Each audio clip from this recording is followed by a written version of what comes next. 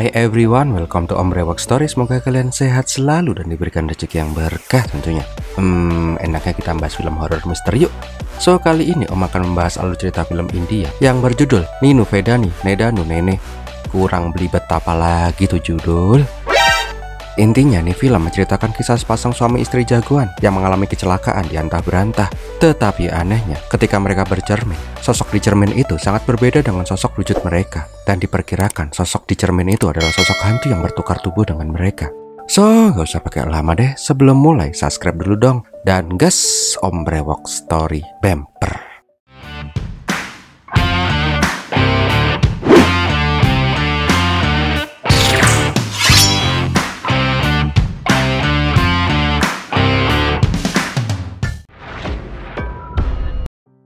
Awal kisah di tahun 2035 diperlihatkan seorang dokter profesor yang lagi hologram call dengan cucunya. Gak lama kemudian datang para mahasiswa yang ingin menanyakan sesuatu kepada Profesor Tarun. Mereka menanyakan beberapa hal tentang tesis mereka yang sedang meneliti tentang psikologi medis dan keterkaitannya dengan dunia spiritual. Intinya Mbak Cantik menanyakan kalau di tahun 2011 pernah terjadi suatu kejadian di mana ada anak 5 tahun yang tinggal di Delhi tiba-tiba berkata bila di kehidupan sebelumnya dia adalah seorang pemuda yang tinggal di Rajasthan. Dan benar saja, apa yang dibilang oleh anak kecil itu benar terjadi adanya. Bila 5 tahun yang lalu benar ada pemuda yang mati dan memiliki ciri-ciri yang sama persis yang dibilang oleh anak itu. Sang mahasiswi cantik menanyakan, apakah psikologi gaib itu sebenarnya ada? Di sini Tarun mengatakan kalau semua mungkin bisa terjadi. Dia pun menceritakan kisahnya. Di tahun 2013, diperlihatkan sebuah pemukiman kumuh di India. Di sana juga diperlihatkan ada volunteer yang sedang membagi-bagikan tas untuk anak-anak miskin. Tak lama ada seorang anak cewek yang meminta tas itu karena dia pengen sekolah. Tetapi nggak lama, preman di sana langsung ngamuk. Dia nggak suka anak-anak di sana bersekolah karena anak-anak sekolah nggak bisa ngasih dia setoran buat jatah preman. Preman bengis itu juga langsung menampar mbak-mbak cantik dan langsung mengancam semua orang. Tak lama kemudian diperlihatkan seorang mas-mas yang datang ke kampung itu dengan menggunakan motor. Nah ini nih, kalau udah slow motion pakai kacamata biru kayak gitu, ini mah pasti jagoannya, fix no debat. Lah, kok bablas mas? Walah jebulan ngambil setrika areng toh. Tanpa babi bu, tuh Om Rewok langsung nempeleng para preman kampung pakai setrikaan areng. Nggak cuman itu, dia pun langsung menghajar semua anak buah Deva. Sedangkan Mbak Cantik tadi hanya terdiam tanpa melihat Om Ewok ngamuk. Pokoknya tuh Om Ewok jago banget dah. Lihat sendiri aja ya, Om pegel kalau nyeritain orang berantem. Nah, berhubung Om mau menceritakan film ini seperti pengalaman nonton film sebenarnya, di sini Om belum bisa bilang nama dari Om Ewok dan Mbak Cantik, soalnya nanti bakal terkuak di tengah film. Ternyata Om Ewok itu adalah suami dari Mbak Cantik. 2 minggu kemudian, diperlihatkan sebuah rumah yang gelap. Ketika Mbak Cantik sedang bobok pules, tiba-tiba ada sosok yang langsung menculik dirinya. Mbak Cantik itu pun langsung diseret ke kolam renang dan langsung dijegurin sampai ngap-ngapan. Setelah para penculik itu pergi, tiba-tiba ada kue happy birthday yang ngambang kayak tokai di kolam. Ternyata penculik itu hanyalah sebuah kejutan untuk Mbak Cantik dari Om Ewok karena dia happy birthday. Romantis sih romantis, tapi pranknya kok nggak ngotak gitu ya. Alah, baru mulai udah nyanyi-nyanyi. India.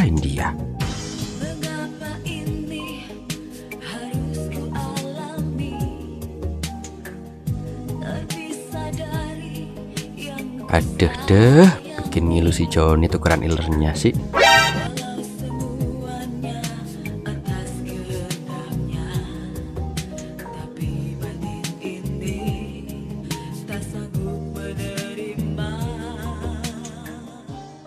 Setelah klon yang mendebarkan itu, Om Ewok dan Mbak Cantik itu pun hendak pergi ke sebuah tempat. Akan tetapi kan tadi belum puas main skitip papap meong-meong di rumah, nih pasangan malah pengen main di mobil. Katanya sih biar sensasinya beda. Apa Om bilang? Kalau nyopir tuh jangan sambil silaturahmi jigong toh, nabrak kan? Ngeyel sih dibilangin. Tetapi untungnya walaupun nabrak gelindingan aspal, mereka berdua nggak kenapa-napa, cuma benjol-benjol aja dikit. Karena mobil mereka udah remek dan saat itu lagi diantah berantah, mereka pun berniat mencari pertolongan di sekitar. Tetapi mereka malah menuju ke sebuah tempat kremasi di tengah antah berantah. Di sini dia pengen minta pergi aja dari sana karena suasananya tiba-tiba menjadi kayak film horor. Tetapi Risi tetap pengen lihat orang dikremasi. Anehnya, pas melihat kremasi itu, tiba-tiba Risi menghilang.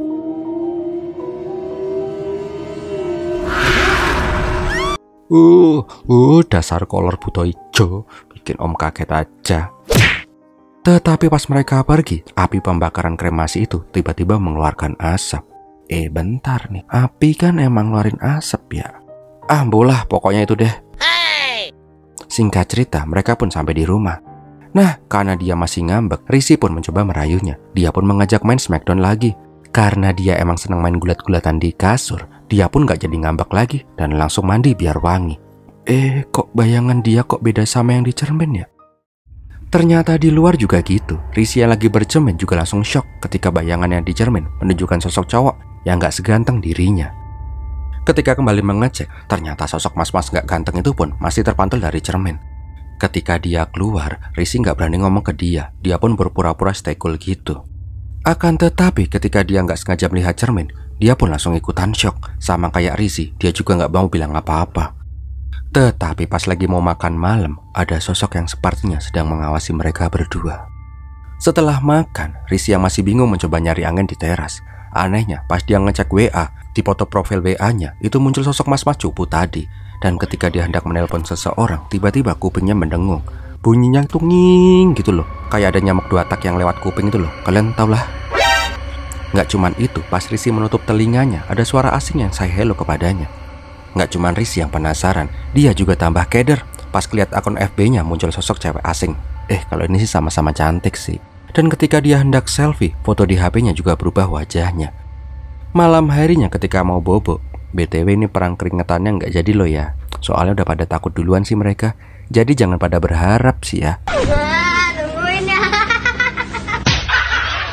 Tetapi pas kembali melihat sosok cewek di cermin, akhirnya dia pun udah nggak kuat. Dia pun bercerita kepada Rizzy.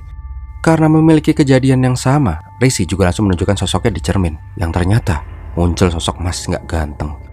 Jelas aja mereka berdua pun sangat ketakutan. Mereka bingung kenapa keanehan ini bisa terjadi kepada mereka.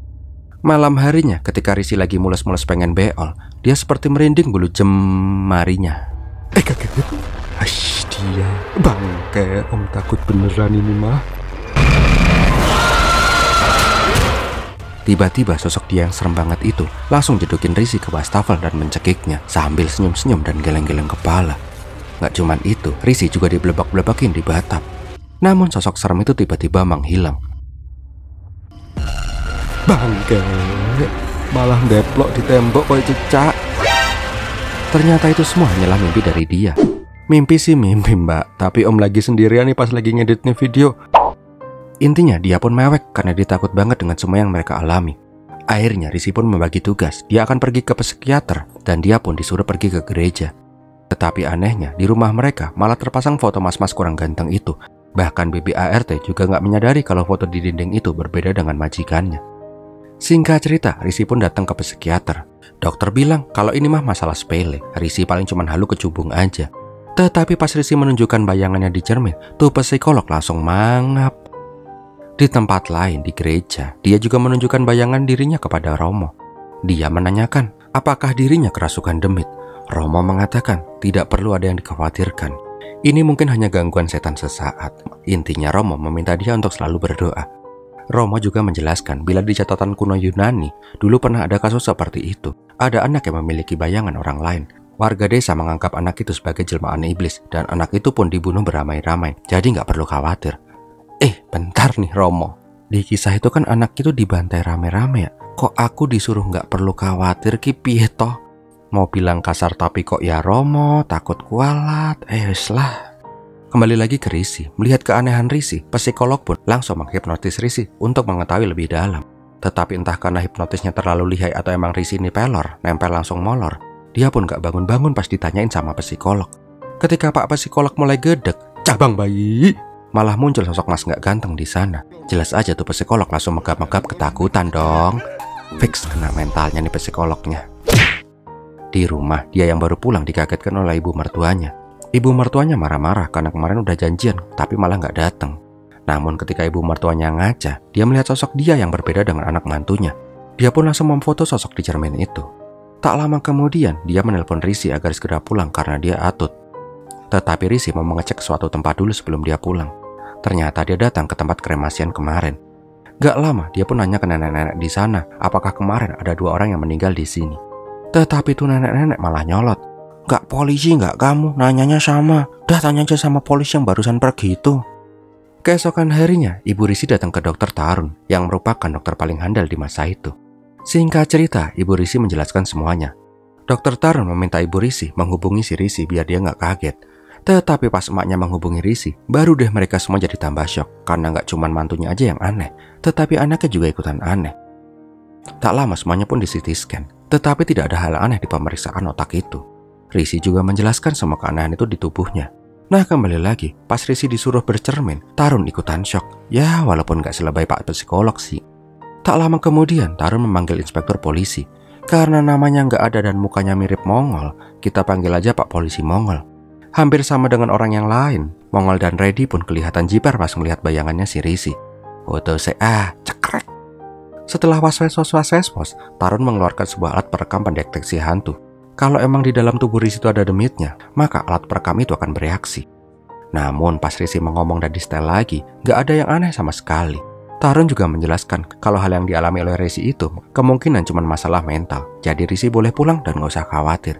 Ketika Risi udah keluar, baru deh Tarun mengeluarkan alat perekam hantu yang asli. Dan bener, di alat perekam itu muncul suara kemersek dan minta tolong. Melihat semua keanehan itu, Mongol berkata kepada Reddy, Reddy, kamu keluar dulu. Saya mau berbicara dengan Pak Dokter. Setelah Reddy keluar, oh gitu ya dok. Jadi intinya ini kasus yang berhubungan dengan hantu ya Pak. Yalah Piong, Pak ampun Pak. Aneh takut demit Pak. Mending disuruh nangkap perampok pakai kaos kotang deh Pak daripada nanganin kasus demit kayak gini Pak. Sumpah Pak, ampun Pak, aku takut Pak. Bangke nih orang, sangar di muka doang, hati Hello Kitty. Nah, karena takut menangani kasus demit kayak gini, Mongol pun hendak pulang. Tetapi sialnya, dia malah melihat Risi di sana. Jelas aja si Mongol langsung jalan melipir dong, biar nggak ketahuan sama si Risi. Nggak lihat. Pahit. Anehnya lagi, si Mongol malah melihat sosok Risi dan Mas kurang ganteng. Mongol yang hampir ngompol jelas saja memohon kepada Risi agar jangan mengganggunya lagi. Dia berjanji akan menemukan petunjuk siapa sosok Mas gak ganteng itu. Kok hilang? Lah, hilang juga. Lah, terus tadi gua ngobrol sama siapa? Malam harinya, Tarun yang hendak pulang dari klinik melihat sosok Risi yang memandanginya dengan tajam. Tetapi pas mau menyapa, sosok Risi itu udah hilang. Begitu juga pas Tarun mau makan malam di resto. Dia kembali melihat sosok Risi yang mendelik. Sama kayak tadi, Risi juga tiba-tiba menghilang. Ketika di mobil, di kaca spion dia melihat sosok Mas kurang ganteng. Dan di kursi belakang, udah ada Risi yang jegogrok di sana. Nah di sini Tarun menanyakan kenapa Risi mengikutinya. Ternyata si Risi sengaja ngeprank Tarun karena tadi siang dia melihat Mongol yang ngomong sendiri. Dia nggak percaya kalau ini cuma masalah psikologis semata. Karena udah didesak terus, Tarun pun akhirnya mengatakan semuanya. Oke fine, lu tuh kemasukan demit, puas. Tetapi Tarun bilang kalau dia akan menemukan cara agar sosok demit itu bisa keluar dari tubuh Risi. Keesokan harinya, Mongol kembali datang ke Tarun. Tetapi kali ini di Jidata udah ada abu suci anti demit. Tetapi Tarun bilang, tahu nggak sih kalau hantu tuh paling benci sama sesuatu yang berhubungan dengan dewa. Jelas aja, si Mongol langsung jiper lagi dan langsung menghapus tuh abu vulkanik. Nggak lama, Risi dan dia datang ke sana juga. Nah di sini Mongol menjelaskan bila di tanggal mereka kecelakaan ada 2 orang yang meninggal di malam itu. Seorang pasangan suami istri muda yang bernama Arjun dan Madhavi. Mongol pun menunjukkan koran foto korban kecelakaan itu. Lah kok fotonya? Lah iki biasa sih. Melihat foto di koran itu, Risi pun kembali ngaca. Dan ternyata sosok hantu itu adalah si Arjun dan Madhavi. Nah itulah kenapa di awal film Om gak bisa nyebutin nama Om Ewok dan Mbak Cantik. Nah kerennya lagi, orang-orang selama ini tuh ngeliat sosok Mas kurang ganteng itu, atau sekarang bisa kita sebut Mas Risi. Karena mengetahui kenyataan itu, ini jelasinnya gimana ya? Sebenarnya tuh orang yang ngebukin Deva itu tuh namanya Arjun. Terus dia kecelakaan, terus dia mati, dan arwahnya tuh tahu-tahu masuk ke Risi. Nah Risi tuh Mas kurang ganteng. Ya ceritanya gitu sih. Jadi selama ini orang-orang tuh ngelihatnya sosoknya itu adalah sosok si Mas Risi. Sedangkan Arjun itu aslinya di cermin. Ya intinya gitu sih lah, susah jelasinnya. Setelah mengetahui kenyataan itu, Arjun dan Madhavi pun tambah bingung kenapa arwah mereka bisa masuk ke tubuh Risi dan dia. Mereka juga bingung karena semua ingatan mereka pun hilang. Dan selama ini mereka menjalani kehidupan dengan ingatan Risi dan dia. Bahkan rumah gedong itu pun sebenarnya milik Risi, bukan milik mereka. Untuk memastikan, Arjun pun memiliki ide. Dia akan bertanya langsung kepada Risi melalui cermin. Lah mas, kok ya di kamar mandi lagi mas? Cermin kan banyak, nanti kalau Mbak Demetra keluar lagi gimana yo? Singkat cerita, Arjun pun bisa berkomunikasi dengan Rishi. Rishi pun menjelaskan flashback kejadian malam itu. Ketika hendak pulang ke rumah, Rishi dan dia melihat mobil yang kecelakaan, tetapi di dalam mobil gak ada siapa-siapa. Karena penasaran, mereka pun mencoba mengecek ke tempat kremasi. Dan selanjutnya, adegannya sama di awal film, tetapi Rishi yang mengalami hal itu. Keesokan harinya, Arjun menceritakan semuanya kepada Tarun. Intinya, Tarun memiliki kesimpulan bila kesadaran tubuh Rishi itu saat ini yang mengendalikan adalah si Arjun, sedangkan ingatan tubuh itu adalah ingatan Rishi. Mumet gak sih kalian? Om aja bingung sendiri mau jelasinnya gimana. Wes pokoknya, tubuh si Rishi atau mas kurang ganteng ini saat ini dikendaliin sama si Arjun. Si mas brewok ganteng, tapi si Arjun gak ingat apa-apa karena ingatan di otaknya saat ini adalah memori dari si Rishi. Paham? Gak lama, Arjun menelpon Mongol yang langsung kaget karena yang nelpon itu Demit. Arjun meminta alamat rumah si Arjun. Singkat cerita, Arjun dan Mandavi pun datang ke sebuah apartemen. Di apartemen itu, akhirnya mereka bisa mengingat samar-samar tentang kenangan mereka pada saat tinggal di sana. Malam harinya, Arjun curhat kepada Rishi pakai kamera depan laptop. Sedangkan Mandavi juga curhat sama dia pakai cermin. Mereka pun menceritakan kisah mereka. Dulu mereka tinggal di suatu kawasan apartemen. Dari dulu Arjun itu terkenal karena tukang berantem. Pokoknya senggol gebuk. Tetapi ternyata si Arjun itu menyukai si Mandavi. Dia pun sering tiba-tiba nyipok si Mandavi di depan umum. Karena nggak mau kalah, si Mandavi juga sering membalas cipokannya si Arjun. Biar impas gitu sih ceritanya. Pokoknya kisah awal cinta mereka itu balas-balasan cipok-cipokan. Karena saling mencintai, mereka pun pacaran. Tetapi sialnya, orang tua Mandavi tidak setuju bila anaknya berhubungan dengan si Arjun. Karena hal itulah orang tua Arjun yang awalnya mendukung Arjun dengan Mandavi, sekarang malah menjadi menentangnya. Intinya kedua orang tua mereka pun pada nggak setuju. Karena udah terlanjur sayang, mereka berdua pun memutuskan untuk kawin lari. Mengetahui anaknya kawin sambil ngos-ngosan, alias kawin lari, mereka berdua pun diusir dari rumah dan tidak dianggap lagi sebagai anak. Arjun juga tiba-tiba keinget omongan Romo. Kalau dulu pernah ada kejadian kayak gini di Yunani. Menurut artikel di Mbah Google, anak yang kerasukan demit itu pas udah sakratul maut, sosok hantu di dalam tubuhnya tiba-tiba menghilang. Di sini Arjun yang udah pasrah kalau dia udah mati, pengen segera keluar dari tubuhnya si Rishi. Kasihan si Rishi. Dia pun akan mencoba suatu cara. Siapa tahu kalau Rishi dalam keadaan sakratul maut, arwah Arjun bisa keluar. Gak lama, Arjun main ke kamar mandi lagi. Dia bilang, "Sorry ya Riz, basah dikit gak apa-apa ya." Dan Arjun pun langsung blebek-blebekin tubuh Rishi di bathtub. Hello, how are you? I am under the water. Please help me. Here too much raining. Akan tetapi, sampai si Rishi keluyup kayak tikus got, Arjun tetap aja nggak keluar. Ronde kedua. Si Arjun mencoba lari di treadmill. Siapa tahu kalau jantungnya berdetak cepat, Arjun bisa check out. Tetapi sampai tuh kaki varises, cara itu juga nggak berhasil.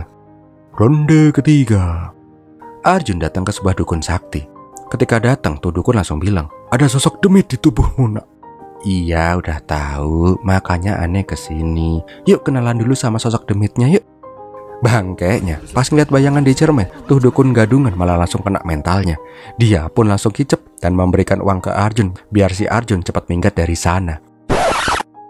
Di jalan Arjun juga dimarahin sama si Rishi, karena cara-caranya gak ada yang ngotak semua. Malam harinya, Arjun yang lagi pulas bobo tiba-tiba mengingat sesuatu pada saat kecelakaan. Dia mengingat di malam itu dia diarahkan untuk melewati jalan sepi itu. Dan di arah yang berlawanan, ada mobil yang kayaknya sengaja pengen nabrak mereka. Dia juga mengingat bila Mandavi meninggal di sebelahnya. Dan sebelum dia mati, ada mas-mas yang melempar botol bir ke kaca mobilnya. Di malam itu juga, Arjun bertanya kepada Rishi, apakah di malam kecelakaan itu ada penutupan jalan? Rishi bilang, nggak ada tuh. Di sini Arjun menyadari kalau mereka mati bukan karena kecelakaan semata, tetapi ada orang yang berniat membunuh mereka. Arjun pun marah dan hendak mencari tahu siapa pembunuh mereka. Tetapi Mandavi melarang Arjun. Bagaimanapun saat ini mereka sudah mati dan tubuh yang mereka tinggali saat ini adalah milik Rishi dan dia. Kalau Arjun berbuat gegabah, maka Rishi yang akan menanggung akibatnya kelak. Tetapi pas debat dengan istrinya, tiba-tiba tubuh Rishi mimisan. Keesokan harinya, Arjun menanyakan ke Tarun, kenapa kok tiba-tiba tubuh Rishi bisa mimisan? Tarun menjelaskan, ini kemungkinan karena ingatan Arjun sudah mulai kembali, maka terjadilah benturan dua memori di satu sistem otak. Ibaratnya melukis objek yang berbeda dengan tangan kiri dan kanan secara bersamaan. Setelah Arjun pergi, Tarun memanggil Ibu Risi. Tarun mengatakan bila kemungkinan nyawa Risi akan terancam karena Arjun sudah mulai bisa mengingat masa lalunya. Otaknya tidak akan kuat. Diperkirakan bila Arjun gak check out dalam 15 hari, maka tubuh Risi akan ikutan check out juga. Di saat yang bersamaan, si Arjun mendatangi Mongol. Dia meminta Mongol segera mengusut kasus kematiannya dan menguak siapa yang membunuh dirinya dan Madavi. Di sini Mongol malah sok keras. Dia nggak mau diperintah sama hantu. Lagian kerjaan dia tuh banyak, nggak cuma ngurusin kasusnya Arjun aja. Tetapi tiba-tiba nyalinya jadi anak kucing pas Arjun melotot kepadanya. Sedangkan si Reddy malah bangke berangkang ngajir kabur. Daripada dimut sama demit. Pas Mongol udah ngap-ngapan, ternyata si Arjun cuma ngeprank doang. Arjun bilang ke Risi, nah kan, polisi India tuh nggak guna, kerjaannya cuma nilang aja, nangkep penjahat ogah-ogahan. Ya adalah, nggak usah ngarep sama polisi. Nah, karena merasa direndahkan sama orang yang udah mati, si Mongol langsung mengerahkan semua anak buahnya untuk memecahkan kasus kematian Arjun. Sedangkan di tempat lain, Arjun yang lagi menelpon nggak sengaja melihat sosok yang dia rasa dia kenal. Dan orang itu persis dengan preman anak buahnya Deva. Di sini Arjun mulai menyadari kemungkinan dia mati karena dibunuh oleh Deva yang dendam dengan dirinya. Malam harinya, Tarun menemui ahli bedah otak terbaik di India kenalannya. Dia meminta bantuan temannya itu untuk melakukan operasi syaraf otak untuk membuang ingatan dari Arjun. Dokter botak jelas saja nggak mau karena resikonya sangat besar. Kemungkinan Risi selamat cuma 10%. Tetapi Tarun tetap mendesak dokter botak. Toh seminggu lagi kalau Arjun nggak keluar juga, si Risi juga bakalan mati. Besoknya, Tarun menjelaskan soal operasi otak itu. Di luar dugaan, si Arjun malah setuju. Dia merasa tidak enak dengan Risi dan keluarganya. Selama beberapa hari berbagi tubuh dan curhat dengan Risi, dia pun tidak ingin menyusahkan Risi lebih jauh lagi. Kalau memang operasi itu bisa berhasil membuat dirinya pergi, Arjun mas setuju-setuju aja. Sepulang dari rumah sakit, Arjun dan Madavi pun makan bersama, sekaligus perpisahan untuk mereka dengan tubuh itu. Namun pas mau memesan makanan, Arjun melihat preman anak buah Deva. Dia pun nyeling pergi dari Madavi sebentar. Arjun pun mengikuti anak buah Deva sampai di sebuah tepi sungai. Dia ingin membalas kematiannya kepada Deva sebelum dia hilang. Tetapi karena nggak mau Risi kena masalah, dia pun langsung pakai Slayer dan jadi Hatake Kakashi versi Vrindavan. Gak usah om jelasin panjang lebar kali tinggi deh. Si Arjun dengan tubuh Risi langsung menghajar semua preman sampai kelojotan. Bahkan si Deva digebukin sampai pegelinu, encok, kesemutan, boyok, gusi bengkak, panu, kadas, kurap, asam lambung, lemah syahwat, gendelen, sama panas dalam. Di tempat yang berbeda, Mongol ditemenin Reddy menemui orang-orang yang diduga ikut terlibat dalam kematian Arjun. Mongol juga meminta Tarun untuk menunda jadwal operasi jadi besok aja, karena ada sesuatu yang hendak dia bicarakan dengan si Arjun. Singkat cerita, Arjun dipanggil ke kantor polisi.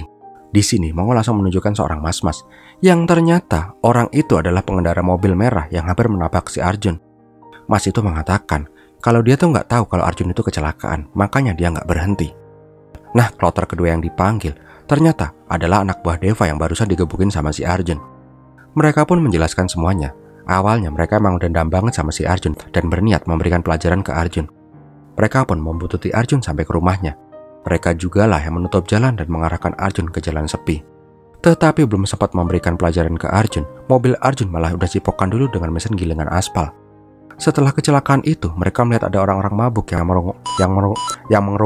mengerumuni mobil Arjun dan memecahkan kaca mobil. Karena hal itulah, mereka tidak jadi memberi pelajaran ke Arjun dan langsung pergi. Kloter ketiga yang dipanggil adalah para pemabuk di TKP. Mereka mengatakan kalau mereka emang lagi mabuk di sana, tetapi pas melihat ada kecelakaan, mereka mencoba menolong. Karena pintu terkunci dan gak bisa dibuka, mereka pun mencoba memecahkan kaca mobil dan langsung menelpon ambulan. Tetapi karena takut dijadikan saksi, pada saat ambulan datang, mereka pun langsung ngumpet. Intinya, Mongol mengatakan kalau dari mereka semua tidak ada yang membunuh Arjun dan Madavi. Kematian Arjun semua karena kesalahan Arjun itu sendiri yang malah tukeran iler pas lagi nyopir. Mendengar itu, Arjun pun sadar, dia pun ikhlas dengan kematiannya. Sebelum pergi, dia juga mengaku kalau tadi dia baru aja ngebukin Deva dan anak buahnya dengan tubuh Risi. Dia memohon kepada Mongol, jangan salahkan Risi, semua adalah salahnya. Malam harinya, Arjun pun menceritakan semuanya kepada Madavi. Di sini mereka pun ikhlas dengan kematian mereka dan berharap semoga operasi besok bisa sukses sehingga mereka bisa pergi ke alam baka dengan tenang. Pagi harinya, Arjun dengan tubuh Risi pun datang ke rumahnya. Ayahnya jelas saja nggak mengenali Arjun dong. Pas di dalam, Arjun menyuruh orang tuanya melihat cermin dan orang tuanya pun langsung syok ketika melihat bayangan di cermin. Arjun pun menceritakan semua kisahnya. Dia berniat meminta maaf ke orang tuanya selagi masih bisa. Arjun pun meminta ibunya memeluknya untuk terakhir kalinya. Yalah salah, malah mau meluk cermin.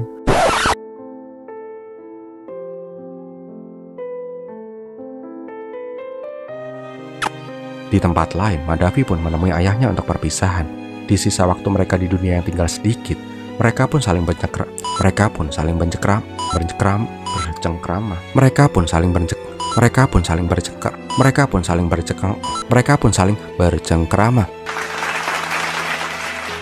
Dengan arwah anak-anak mereka, walaupun tubuhnya berbeda.